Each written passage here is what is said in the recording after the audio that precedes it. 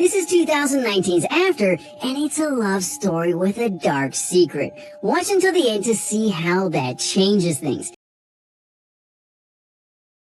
We start off with Tessa in her room packing up some last-minute things before heading off to college, and her anxious mother is in the kitchen trying to make sure that they don't forget anything.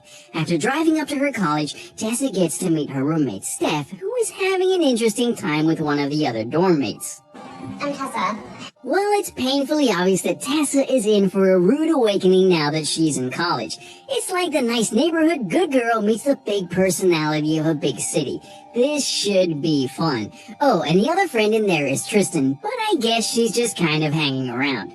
Tessa's roommates talk to her about how are they going to guide her through her freshman year, while getting her into all of the cool places. Naturally, Tessa's mom doesn't like this, so she heads out to request a room change. But Tessa talks her out of it by reminding her that Tessa is not easily distracted by those things. That's either one of the most trustworthy kids in the world, or she's the most trusting mother in the world. There's no way that would slide with most people.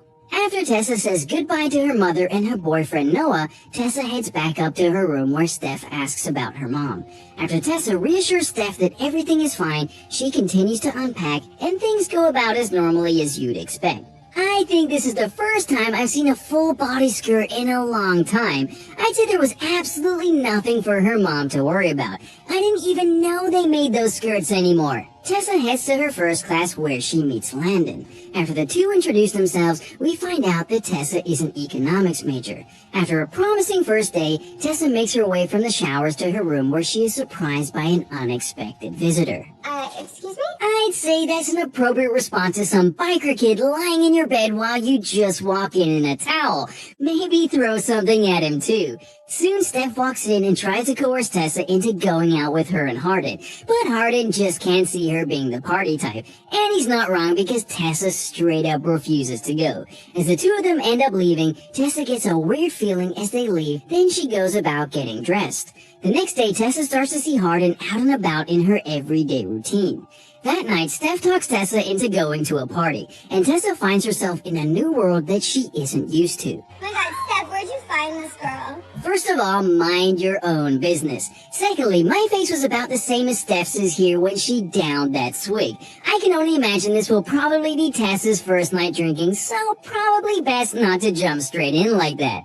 After a game of Truth or Dare doesn't go as planned, Tessa ends up turning down Hardin and going out to talk to Noah on the phone. But after he finds out that she's at a party and had a drink, he starts to lecture her.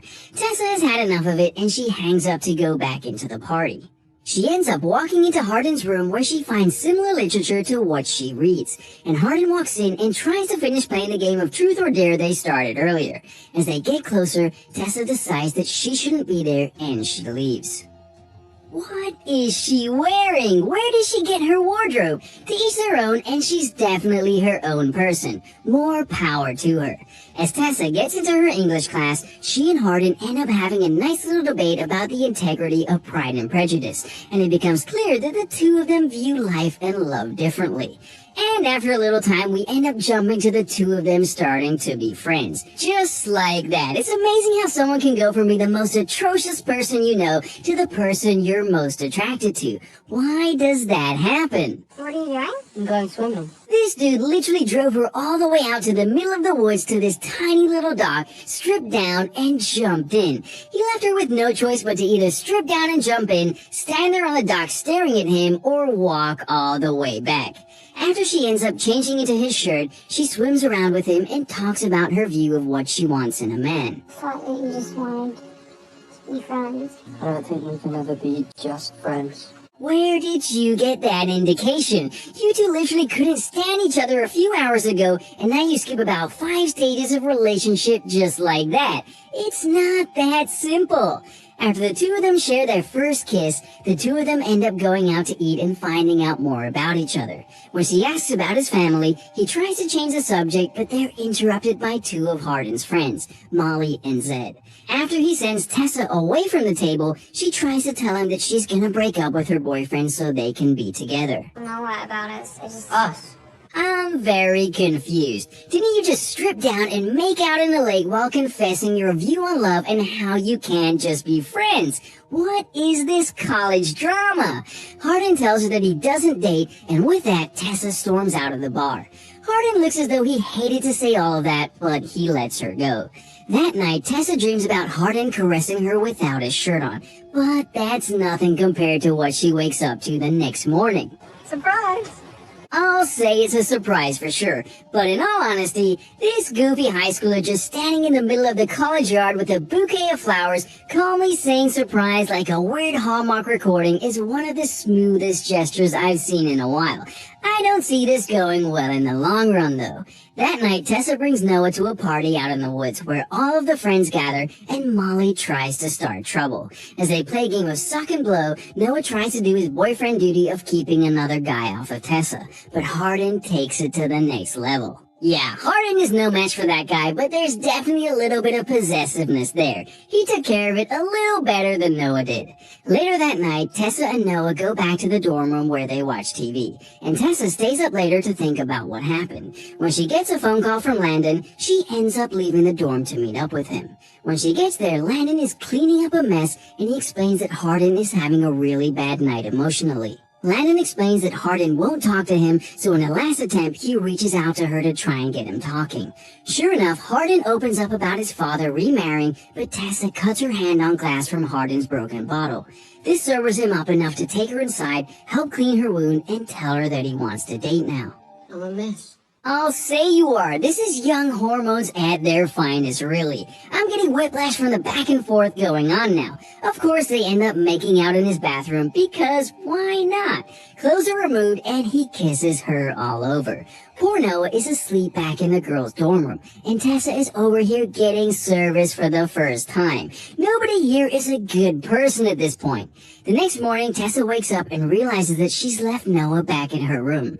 When she rides up to her dorm where Noah is sitting outside, Hardin ends up walking up behind them, and Noah pieces it together. As Noah drives off, Tessa tries to explain everything, but he isn't having it. After that, Tessa ends up ignoring everyone. Her mom and Hardin continuously try to get in touch with her, but she just moves on with her life until one night she's ready to open up to Hardin. Granted, I understand why she goes to Hardin to open up about her life, but you'd think her mom would have been the easier one to try and patch things up with. As she explains things to Hardin, she feels like crap for what she did, but she goes all in with Hardin.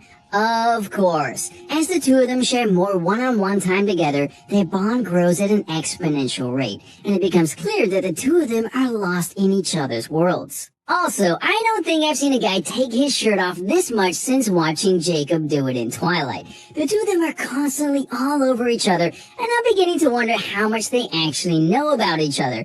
But it's college, so I guess that just goes with the time. Tessa, hon, I've called all the... Tessa? Mom? Oh snap, this mom is the most intrusive mother I've seen in a movie in a long time. No knock, no warning, she just barged in. I honestly thought she was a roommate at first, but nope, just dear old mother. After witnessing the two of them and talking about how Tessa wants her to let her live her life, her mother ends up cutting her off from everything. As a last-minute word of advice, her mother tells Tessa that Hardin is only gonna break her heart. Then she walks out of the dorm doors and Tessa goes back to her normal life. After Hardin gets wind that Tessa's mother is cutting her off, he finds a place where both of them could live together for the rest of the school year. Life is good and Tessa thinks she's found her peace in the world. I still can't believe it. Believe what? That you're mine.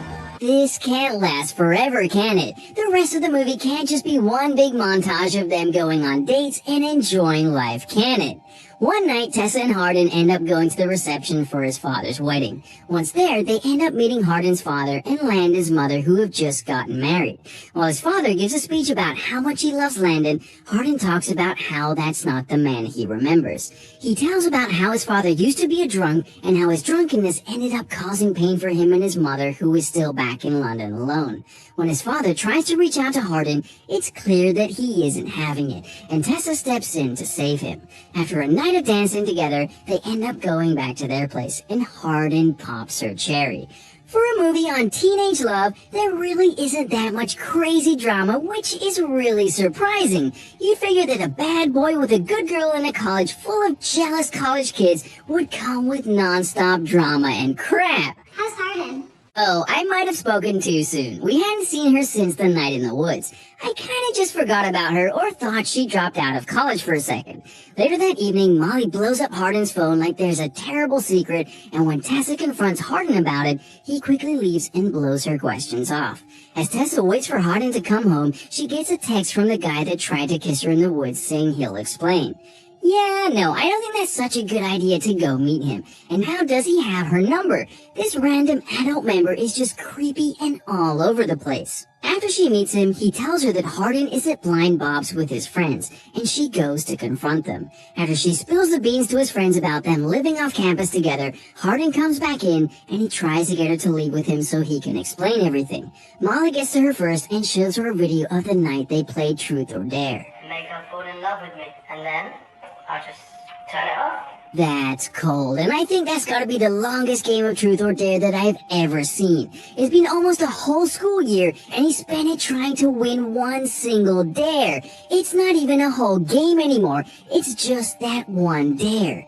Naturally, Tessa begins to question everyone and everything, and it becomes clear that she is all alone in all of this now. Hardin tries to talk to her and explain that that was before he got to know her, but she can't hear anything he's saying. She runs out, and Hardin chases after her. After realizing the trust is gone, Tessa walks off and leaves Hardin there in the rain. Tessa takes the bus back to her mother's house where her mother welcomes her with open arms. After her visit with her mom, she goes to find Noah at the school field. He's a bigger man than most. He just stopped practicing, sat down with her, and calmly asked a few questions. That's way more composure than most people I've seen handle that. After things get patched up there, she takes the bus back to the campus where she goes back to her old dorm room and goes back to her studies.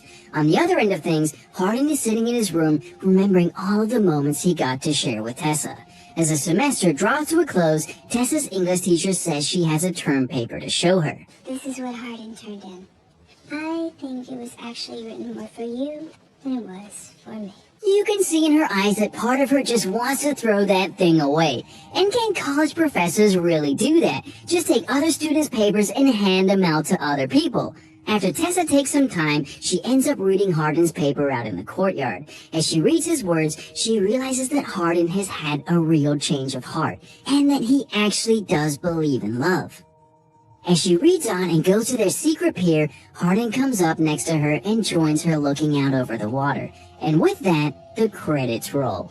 For a teenage love story, it really didn't have as much drama as most. It really focused on the characters and their development through their journey into love. It was a refreshing take on a trope that has been worn out by every other love story of the same essence. Give it a shot. Subscribe to watch more videos like this. Turn on notifications.